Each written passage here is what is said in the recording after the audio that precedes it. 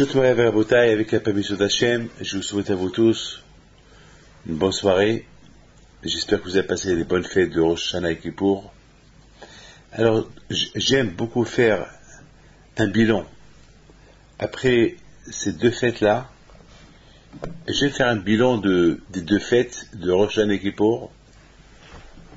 Et ensuite, on va essayer de comprendre un peu la suite de la fête. C'est Sukkot. On sait très bien que les deux fêtes de Rosh Hashanah et Kippour, c'est des fêtes de peur, et la fête de Sukkot, c'est la fête quand même la fête de la joie. C'est une fête que je l'appellerai la fête de Hitgalut. Hitgalut, ça veut dire se révéler. Vous savez très bien que la fête de Rosh Hashanah et Kippour, c'est des fêtes cachées. C'est des jugements qui sont cachés. On dit que Hachem, il ne juge pas devant tout le monde. Hachem, il nous juge en cachette. Parce que nous juger en public, c'est grave. Si Hachem nous juge en public avec toutes les fautes qu'on a fait, c'est très grave. Alors, Gashvaoku, étant qu'il est notre Père, miséricorde, alors Gashvaoku, il nous juge un peu en cachette, comme que le pasteur dit, c'est un jugement en cachette, mais ce qui est impressionnant, c'est que il se dévoile à nous, il se révèle à nous à Sukkot. À Sukkot, on appelle la fête de Sukkot la fête de la joie. C'est-à-dire là, qu'Akadosh Baruch Hu, il se promène avec nous. C'est comme par exemple quelqu'un, vous savez, lorsque quelqu'un ne veut pas qu'on sait qu'on le fréquente, alors il sort en cachette. Par exemple, si par exemple quelqu'un un papa qui veut pas que sa fille elle sort avec tel et tel, alors qu'est-ce qu'elle fait la fille? Elle sort avec son copain en cachette. Et le jour que ça devient officiel, qu'ils sont fiancés, qu'ils vont se marier, alors là elle sort un peu en public avec lui, et le jour du mariage carrément elle va sortir de Solah Choupa avec son mari, main dans les mains. Voilà, vous voyez. Alors, nous, avec Akadosh Baruch Hu, pendant la fête de Rosh Hashanah et Kippour, c'est la fête de cache-cache. Akadosh Baruch Hu, il est avec nous, mais il nous montre un visage souriant, mais le jugement, il se fait en cachette. Il ne dit pas, il ne dévoile pas exactement ce qu'il veut faire de nous. Parce que s'il dévoile, imaginez-vous, avec toutes les fautes qu'on a fait, et il dit, bon, allez, je vous pardonne devant tout le monde. Donc, là-haut, il y a ce qu'on appelle, il y a un gouvernement là-haut aussi. Ils vont rien comprendre, ils vont dire à Hachem, mais on ne comprend pas, tu as écrit dans la Torah, ceux qui fait ceci, il est condamné, et là tu les acquittes comme ça. Alors, qu'est-ce qu'il fait Hachem? Pour ne pas qu'il y a de problème là-haut, et toutes les choses s'arrangent en cachette. Mais une fois que Hachem vraiment nous a pardonné à Kippour, alors là Hachem, il sera avec nous. On fait la soukha en public, on est en public dehors, c'est ce qu'on appelle l'Hitgalut, le dévoilement. C'est ce que maintenant Akadosh Baruch Hu, il nous montre qu'il nous aime, il sera avec nous, et on est les mains de les mains à Simchat Torah.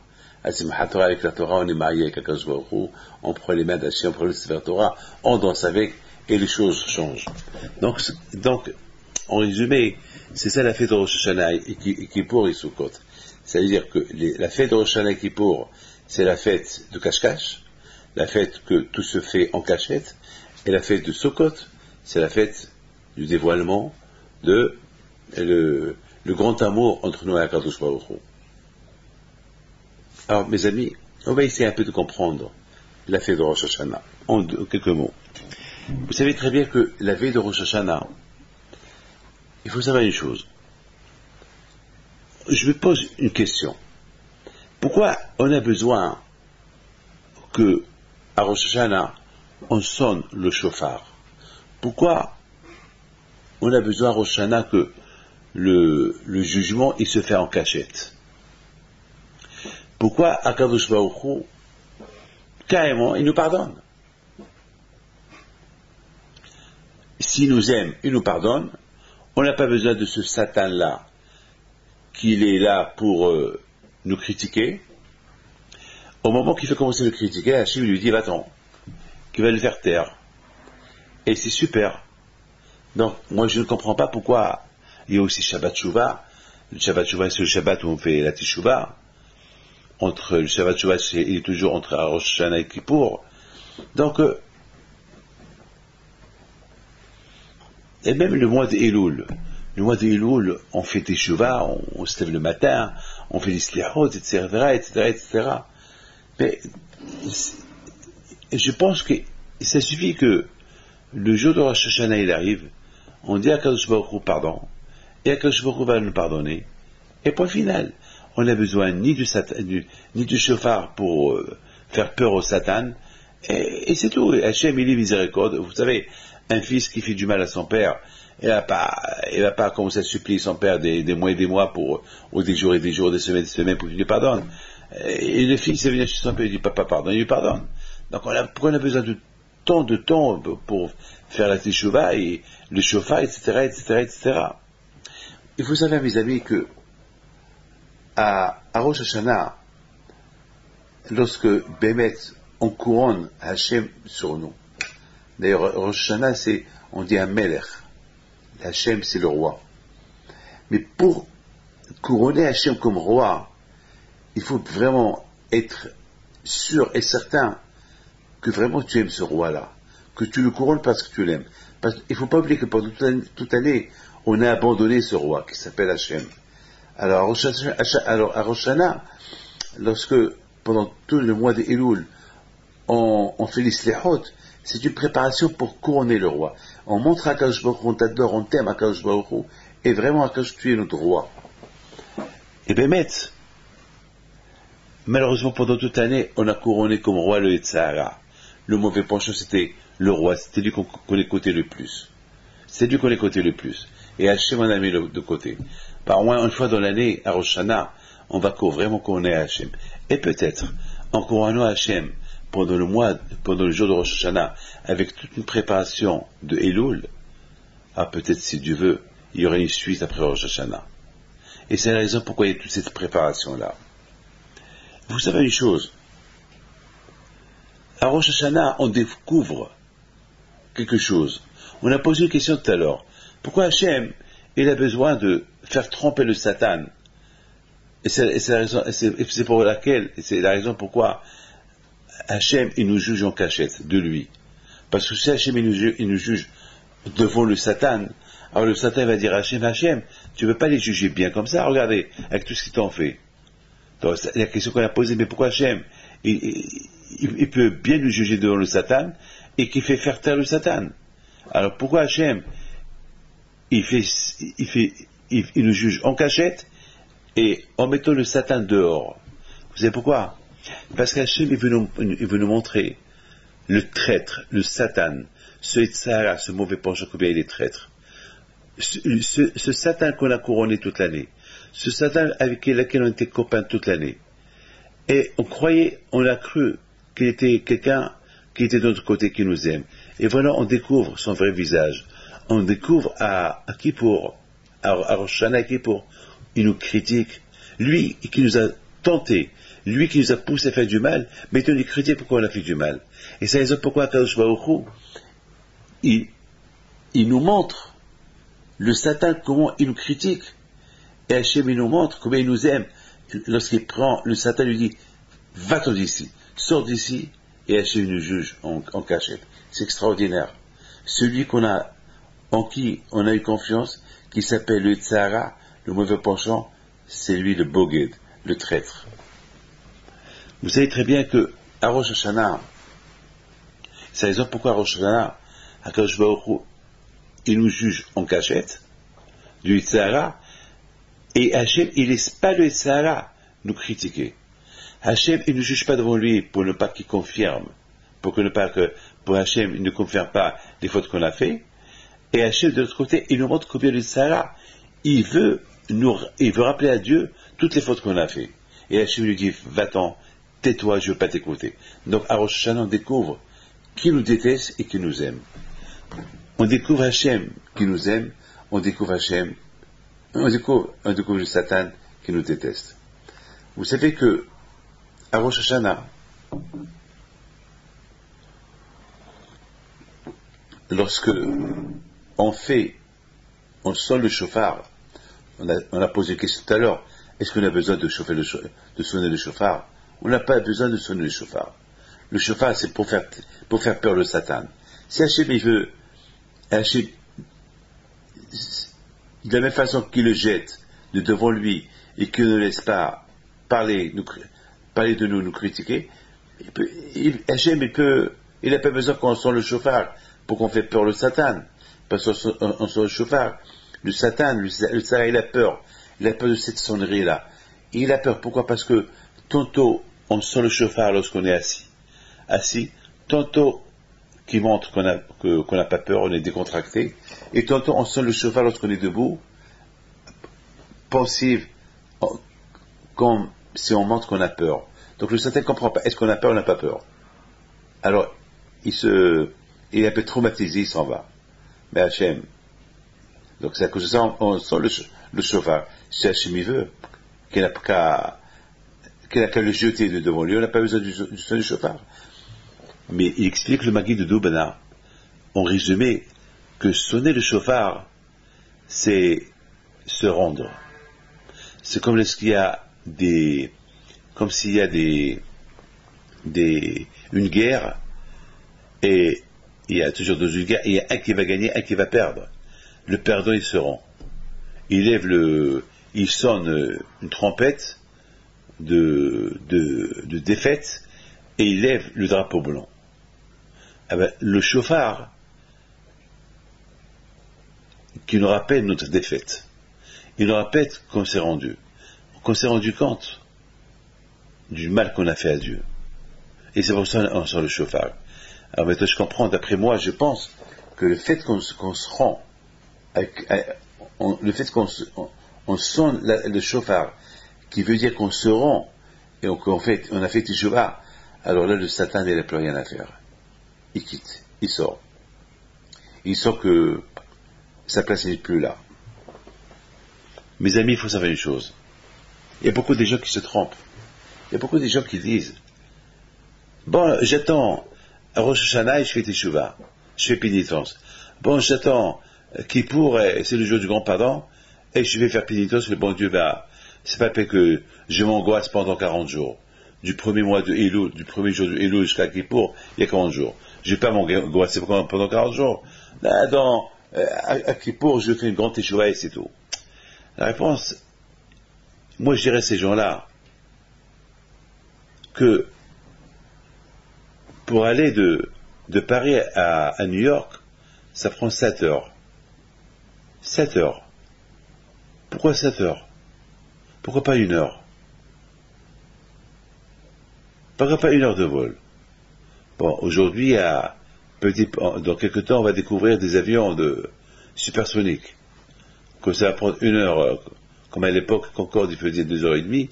On peut avoir un jour des avions qui vont faire 1 heure de Paris à New York. Bon, je n'ai pas encore venu. On prend le thème de la logique. Par exemple, quelqu'un, qui marche de chez lui à la synagogue, et que ça lui prend, en marchant normalement, 1 demi-heure, on ne peut pas lui dire pourquoi ça t'a pas pris 1 seconde, ou 1 minute. C'est ça. Le temps qu'il prend, c'est 1 demi-heure. C'est Hachem, il nous a donné 40 jours de préparation pour Kippour. C'est pas nous qu'on va venir dire pourquoi on a besoin des 40 jours. Pourquoi pas le jour de Kippour je viendrai, je fais Teshuvah. Si Hachem t'a dit 40 jours, c'est qu'il faut 40 jours. S'il faut 40 jours. Maintenant, il y a beaucoup de Rechaim que eux, exceptionnellement, un jour ils peuvent se réveiller, ils vont faire pénitence, et en 1 seconde, ils vont devenir comme un bébé qui vient de naître, et le bon Dieu, il leur pardonne tout. Ouais. C'est ce qu'on appelle des exceptions. Il y a ce qu'on appelle des exceptions, comme la Gemara raconte. Il y a eu un monsieur qui s'appelle Balazar Ben Dordaya. Il n'a pas laissé il n'a pas laissé de faute qu'il n'a pas fait. Il allait avec des goyoks, des femmes, il violait les femmes, il faisait plein de bêtises. Et un jour, il s'est rendu compte de toutes les fautes qu'il a fait. Et pendant qu'il allait avoir pendant qu'il voulait faire une faute avec une femme, il a commencé à réfléchir que c'est pas bien ce qu'il est en train de faire. Eh ben, il a fait teshuva, et le bon Dieu a accepté sa teshuva. Donc vous voyez, c'est ce que la Gemara dit. Il y a des gens qu'en une seconde, ils vont devenir, même s'ils sont les plus grands Réchaïm du monde, en une seconde, ils vont faire teshuva, le bon Dieu va les considérer comme les grands tzadikim. Et il y a des grands tzadikim, en une seconde, une faute qu'ils vont faire, le bon Dieu, il va les considérer comme des grands Réchaïm. Ça dépend des circonstances. Mais on n'a pas le droit de dire, eh ben, je vais fauter, et je vais faire teshuva. Dès les minutes. Celui qui dit, je vais fauter, je vais faire teshuva, le bon Dieu l'accepte pas, c'est teshuva. Ici, on parle des circonstances. Quelqu'un qui était rachat toute sa vie, et un jour, il se rend compte des bêtises qu'il fait, il fait teshuva, le bon Dieu, il le rend clean. Donc, si la Torah, il nous a donné 40 jours de pénitence, jusqu'à Kippour, c'est pas nous qu'on va venir, on va diminuer 39 jours. Non, il faut vraiment les 40 jours de pénitence. Bon, bien sûr, si on ne sait pas, on ne sait pas. Si on ne sait pas, bon, on n'est pas jugé pour ça. Mais si on sait, il faut le faire. Mes amis, c'est important pour Hachem de nous dire, je vais vous juger. Il veut nous faire peur. Parce que, il ne faut pas qu'on soit comme des gens gâtés.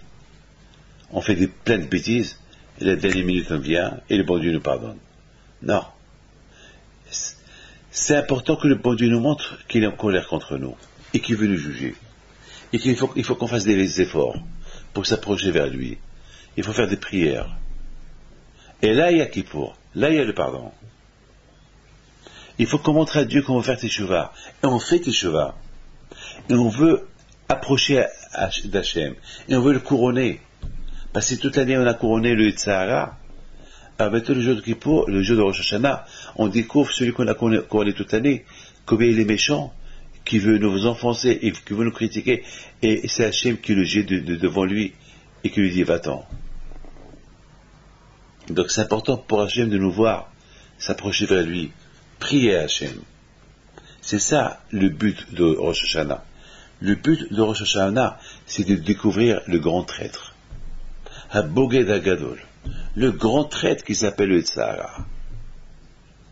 Celui qu'on a couronné toute l'année, celui à qui on a suivi, celui à qui on a écouté conseil, celui qui nous a empêché de faire la prière, pour ne pas aller au mikvé, pour ne pas respecter Shabbat, pour ne pas critiquer, pas du lachon hara. On l'a écouté du matin au soir.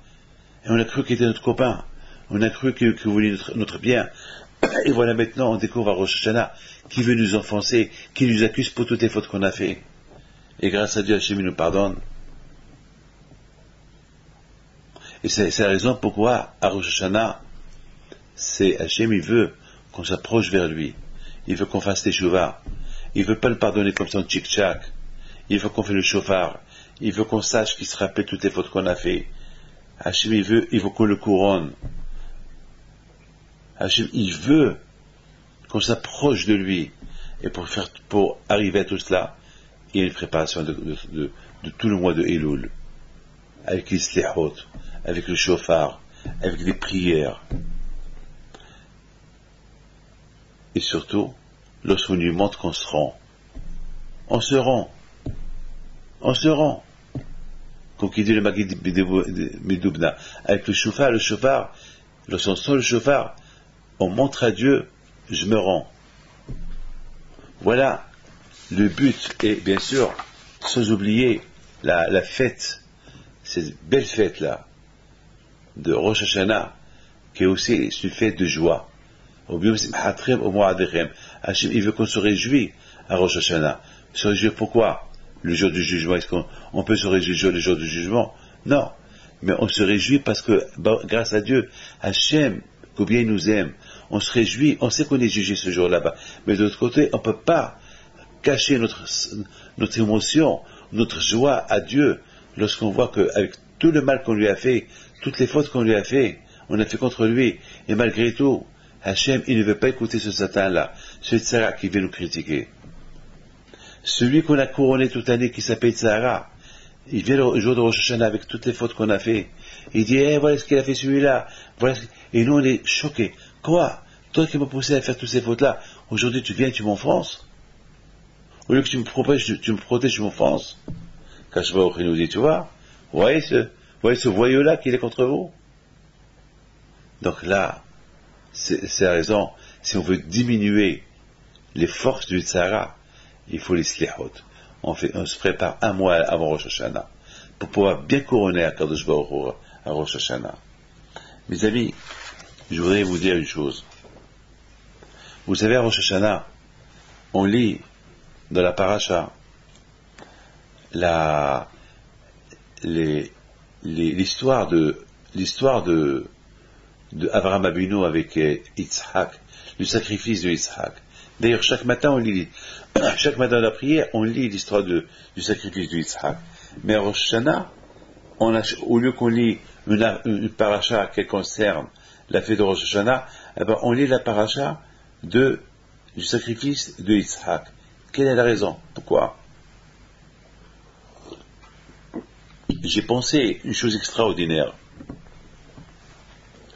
Quelle est la raison qu'Akadosh Baruch Hu, à Rosh Hashanah, il se souvient l'épreuve qu'il a eu à Abraham Avinu, lorsqu'il a été prouvé le sacrifice de Yitzhak. Hachem, il a éprouvé à Abraham d'aller sacrifier Yitzhak. Et c'est une grande épreuve. Pourquoi on lit cette histoire-là à Rosh Hashanah? Vous savez, mes amis, à Rosh Hashanah, on fait teshuva. À Rosh Hashanah, on réfléchit. Tous les problèmes qu'on a eus pendant toute l'année, toutes les épreuves qu'on a eues pendant toute l'année, les épreuves de chaque jour. Et pourquoi des fois on n'a pas surmonté les épreuves? Et pourquoi des fois on conteste les épreuves? Et on dit à Hachem, mais pourquoi tu m'as fait cette épreuve? Et pourquoi tu m'as donné cette épreuve? Et qu'est-ce que je t'ai fait? Et moi qui ai fait? Pourquoi? Et c'est la raison pourquoi chaque jour, on lit l'épreuve d'Abraham Avinu. Lorsque Hachem il a dit, prends Yitzhak et sacrifie-le. Pour le rappeler chaque jour, ton épreuve d'aujourd'hui, elle n'est rien par rapport à l'épreuve qu'il a eu Abraham Avinu, lorsqu'on lui a dit d'aller sacrifier son fils. C'est rien ton épreuve. C'est-à-dire que l'histoire de la Hakeda du Yitzhak, qu'on lit chaque jour pendant toute l'année, pour nous rappeler que tous les problèmes qu'on a, toutes les épreuves qu'on subit, c'est rien par rapport à l'épreuve d'Abraham Avinu, qu'il a subi et qu'il a surmonté. Et si lui il a surmonté, comment nous on ne va pas surmonter les petites épreuves qu'on a de chaque jour? Mes amis, le jour de Rosh Hashanah, c'est un jour qui est spécial, un jour de bilan de conscience. On relit la paracha de Yitzhak Avinu pour réfléchir toutes les épreuves qu'on a eues toute l'année. Et à cause de ces épreuves qu'on a eues toute l'année, on a fauté. L'épreuve de l'argent. Et à cause des épreuves d'argent, on a travaillé Shabbat. Parce qu'on veut gagner plus d'argent. Parce qu'on va avoir un gros paquet d'argent. Alors qu'on voit les gens qui ne travaillent pas Shabbat. On voit que des gens Shabbat, ils le respectent. Mais pour gagner de l'argent, il faut travailler. Parce que tu vois tout le monde qui travaille, tout le monde qui gagne de l'argent, c'est une grande épreuve. De voir les gens qui gagnent, que toi tu peux gagner, tu ne gagnes pas. C'est une grande épreuve. Alors, Akadosh Baruch Hu te dit, toi, tu n'as pas subi cette épreuve de l'argent. Regarde Abraham Avinu. Et c'est à cause de ça que toi, toute l'année tu as fauté. Maintenant, le jour de Rosh Hashanah que tu es à la synagogue, et tu vas écouter le shofar, et tu sais que le bon Dieu, il va te juger pour toutes ces fautes-là. Réfléchis un peu. Ton épreuve par rapport à celle d'Abraham Avinu, elle est nulle. Et c'est la raison pourquoi on lit l'histoire d'Abraham Avinu à la Shalom. On voit, à Rosh Hashanah, on voit toutes les épreuves qu'on a subies pendant toute l'année, et à cause de ces épreuves-là, on est tombé. Et on voit l'épreuve d'Abraham Avinu. On voit que c'est rien par rapport à Abraham Avinu. Et peut-être ça peut nous réveiller pour faire teshuva. Imaginez-vous, Yitzhak Avinu, il est debout, il est en train de voir son père, Abraham Avinu, qui est en train de construire l'autel de sacrifice, un vieil homme, Yitzhak il avait 37 ans, Yitzhak, il dit à son père, papa, qu'est-ce que tu fais? Il dit, mon fils, je suis en train de préparer l'autel de sacrifice. Il dit à son père, papa, mais je vois ni vache, ni bélier, ni mouton, ni brebis, ni rien du tout. Et il dit, Hachem, il va m'apporter un sacrifice. Mais d'où? Une montagne vide. Il n'y a rien. Il n'y a que lui, il n'y a que Yitzhak et Abraham. Yitzhak était jeune, il avait 37 ans. Il aurait pu fuir. Il aurait pu mettre Abraham KO. Toi, tu veux me sacrifier? T'es fou? Mais qu'est-ce qu'il fait Yitzhak? Il reste debout. Il ne bouge pas. Il ne se sauve pas. Il laisse son père continuer la construction de l'autel. L'autel, il est prêt. Le bois est prêt. Tout est prêt. Et Yitzhak dit à son père, je crois que c'est moi que tu veux sacrifier. Et il dit, c'est Hachem qui a voulu. Il dit, papa, alors attache-moi bien. Pour ne pas que je bouge lorsque je vois le couteau. Ça, c'est avec une épreuve. Hachem, il a éprouvé Abraham. Ne croyez pas que Hachem, il a voulu qu'Abraham, vraiment, il sacrifie. Non, il a éprouvé. Mais Abraham, il ne savait pas qu'il était éprouvé. Abraham croyait que vraiment il devait le faire. Voilà, mes amis. Toutes les épreuves qu'on subit pendant toute l'année, c'est pour voir est-ce qu'on aime Hachem. Comme Abraham, il a subi une épreuve pour voir, Hachem, il a voulu voir est-ce qu'il aime. Parce que ces épreuves-là qu'on est éprouvées chaque jour, c'est eux qui augmentent notre amour vis-à-vis de nous et à Kadosh Baruch Hu. Hachem, on ne le voit pas. Comment on va aimer Hachem? Dites-moi, répondez-moi. Votre papa, vous l'aimez, vous le voyez. Il vous donne à manger du matin au soir. Hachem, il nous donne à manger du matin au soir. Il nous maintient, il nous fait vivre, mais on ne le voit pas. Alors comment on va l'aimer? Comment on va l'aimer? Le seul moyen de l'aimer, c'est surmonter les épreuves spirituelles. Se lever pour prier, mettre les tefilines, faire attention à ce qu'on regarde, ne pas regarder les choses qu'il ne faut pas regarder, faire des mariages cachers, manger du cacher, Shabbat. Tout ça, c'est des épreuves. Comme quelqu'un la semaine dernière, un enfant la semaine dernière, qui vient chez moi, il pleurait le pauvre. Je recevais les gens, et lui, il attendait comme tout le monde. Il rentre, je lui dis, t'es seul? Il me dit, oui, je suis seul. Qu'est-ce qu'il y a? C'est ma bar mitzvah, et je suis pas content de la façon comment mes parents, ils vont me faire la bar mitzvah. Déjà, mon frère, ça s'est pas bien passé à sa bar mitzvah, et moi, je suis à l'école juive, je respecte Shabbat, et chez moi, il n'y a pas de Shabbat, il n'y a rien du tout. Je fais ce que je peux, mais là, ils vont m'apporter des danseuses du Brésil, et je peux pas. Et ces danseuses-là, ils vont faire danser comme ils ont fait danser mon frère. Et je veux pas vous raconter ce qui s'est passé ce soir là-bas, mais mon père, à la fin de la soirée, il est parti finir sa soirée avec une danseuse, et ça a créé des problèmes entre lui et ma mère. Au lieu que ça leur serve de leçon, ils ont apporté plus de danseuses, 30 danseuses du Brésil. Et moi, Rabbi David, c'est ma bar mitzvah, je ne veux pas. Ma mitzvah, c'est être apte de faire des mitzvot, et là, on me pousse à faire des fautes. Et en plus, le Shabbat, c'est sur un bateau, et avec un menu de michoui, le Shabbat.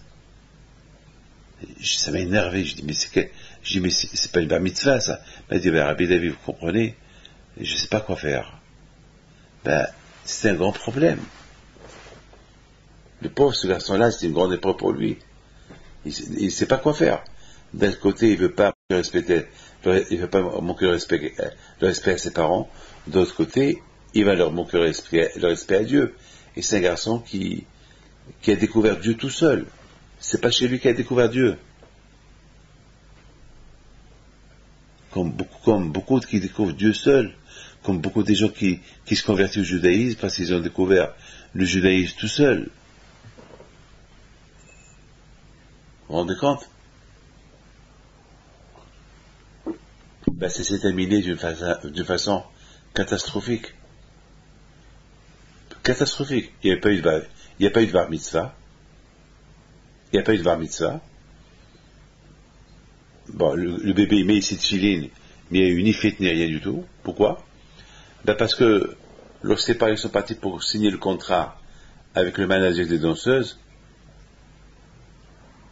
la maman, elle voit comment on se marie, et regardez les femmes. Ah ben ça a éclaté. Voilà. Donc, Rosh Hashanah, on lit l'histoire d'Abraham Abinu pour voir l'épreuve qu'Abraham Abinu a subie. Et il a résisté son épreuve. Alors, par rapport à tout ce qu'on est en train de subir toute l'année, c'est rien. C'est une épreuve le matin, de se lever le matin. C'est une épreuve, c'est vrai. On est crevé le matin, mais c'est rien par rapport au sacrifice d'Abraham. Alors, qu'est-ce que tu as fait à la fin? Tu t'es pas levé, t'as pas fait ta prière, t'as pas mis de filine, rien du tout. Voilà. Et bien, toi, tu es à Rosh Hashanah, tu demandes pardon à Dieu.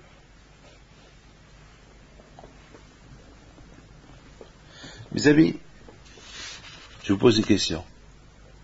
Kippour, c'est le jour de la signature. Kippour, c'est le jour de la Hatima. Est-ce qu'on a peur? Est-ce qu'on avait peur le jour du jugement à Rosh Hashanah? C'est bizarre, hein? Est-ce qu'on a peur? À Rosh Hashanah, on mange plein de choses à Rosh Hashanah qui nous rappellent le jugement, qui nous rappellent des prières, qu'on soit la tête, pas la queue. On mange la tête du mouton pour se rappeler les cendres d'Abraham Avinu. On mange les blettes, les grenades, tout ce qui est doux pour avoir une année douce. Très bien. Mais on a peur du jugement. Non, on est froid, on est glacé. Glacé. On sent rien. J'ai vu quelqu'un à Rosh Hashanah qui parlait de la médisance à un autre. Je lui dis, mais t'as pas peur de parler de la médisance? Il dit, non, mais ça y est, j'ai rien dit. Je dis, comment tu as rien dit? Tu es en train de casser ton copain. Tu es en train de le détruire. Et tu dis, tu fais rien. T'as pas peur d'aujourd'hui? Si on m'a dit, tu sais que le bon Dieu jamais ne va te pardonner, c'est même grave pour toi ce que tu es en train de faire. Il rigole. Pour lui, il n'a rien fait. C'est rien du tout. Mais qu'est-ce qui se passe? Pourquoi on est froid? C'est vrai, on jeûne. À Kippour, ça devait comme une coutume. On jeûne. Comme quelqu'un m'a dit, j'ai perdu quelques kilos. Ça veut dire, il jeûne à Kippour pour perdre quelques kilos. Alors, ce cours de Torah, je le fais à la mémoire de Sammy Swade, le pauvre. Celui qui a été assassiné cette semaine. Que Dieu repose son âme en paix. J'ai été choqué d'apprendre ce qui s'est passé. Que Dieu repose son âme en paix.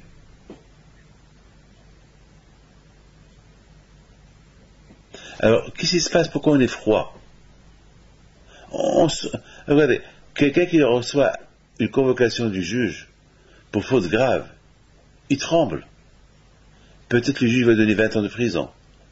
Nous, avec toutes les fautes qu'on a fait, on peut même être condamné à mort. On n'a pas peur. Et on sait qu'on va être jugé. Et on n'a pas peur. C'est bizarre. Même quand on entend le chauffard, pendant quelques secondes on a peur, et hop, après on oublie tout. Il nous manque la crainte de Dieu. La tête elle est pleine, avec des choses qu'on n'a pas le droit de voir. Le cœur il est plein avec des envies, des fausses envies, des mauvaises envies. Il n'y a aucun endroit dans le cœur vide pour la crainte de Dieu.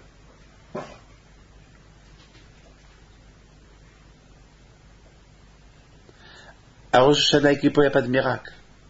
Il y a le libre arbitre. À toi de choisir. À toi de créer cette crainte. À toi de créer cette peur. C'est de la folie, c'est de la folie, c'est de la folie, c'est de la folie. C'est de la folie, c'est de la folie, c'est de la folie. On voit trop l'internet, on voit trop les femmes, on vole, je sais pas, on fait plein de bêtises qui remplissent qui font d'une façon, il n'y a pas de place dans la tête pour la crainte de Dieu, puisqu'on ne le voit pas. Mais si on fait le vide, si on fait une pénitence, on fait une teshuva, pardon à Hachem, pour toutes les choses que j'ai vues, toutes les choses que j'ai fait, alors lorsqu'on fait le vide, lorsqu'on fait teshuva, on se vide. Le cœur, toutes les mauvaises choses qu'il y avait dans le cœur, dans la tête, ils sortent. Et qu'est-ce qui prend place? La crainte de Dieu. Une fois, je m'excuse, hein. Une fois, à Lyon, j'allais pour faire la paix entre un couple. Et la maison était pleine. De partout, il y avait des choses. Alors, je dis mais il faut débarrasser de tout ça. Il n'y a même pas au marché. Alors le mari dit, justement, c'est pour ça que je veux divorcer. Il y a bouge, il y a des bêtises de partout. Il y a des choses d'ici de 40 ans. Des choses de sa grand-mère, de sa mère. C'est même pas l'antiquité, c'est de la saleté. Il y a même des caleçons qui sont sales, il y a même des chemises jamais lavées, il y a des pantalons, mais c'est de la folie. Alors, j'ai dit à la femme, elle m'a dit, Rabbi David, je travaille, j'ai pas le temps. J'écoute-moi, je reste avec vous. Et on va débarrasser, je vous donne la parole d'honneur. Je suis resté avec eux. On a jeté un quart plein de... Il fallait voir ce que j'ai trouvé. Des chemises avec des carreaux là, des chemises que les gens portaient il y a 20 ans. Pas lavées. Alors on a tout jeté. Et la maison est devenue... Parce que la femme elle-même elle a dit, oh c'est super propre, je les ai même aidés à nettoyer la maison. Elle dit c'est super, on a fait de la place partout. On a laissé que les choses bien propres, les choses qu'on pouvait laver et garder. C'est ça à Rosh Hashanah. À Rosh Hashanah, il faut qu'on se vide, il faut qu'on jette toute la saleté de 20 ans, de 30 ans, de 40 ans, toute cette jeunesse, la jeunesse des 40 ans. Et on va se rajeunir, prenons les choses nouveaux.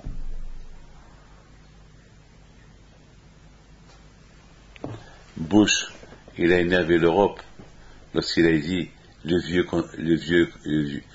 continent. Ça a énervé l'Europe. Les amis, il faut qu'on se débarrasse du vieux continent qu'il est en nous. Et on fait des chevaux. Il faut qu'on apporte du nouveau, la Torah. On la place dans le cœur, dans le cerveau. C'est ça Rosh Hashanah Kippour. Mes amis,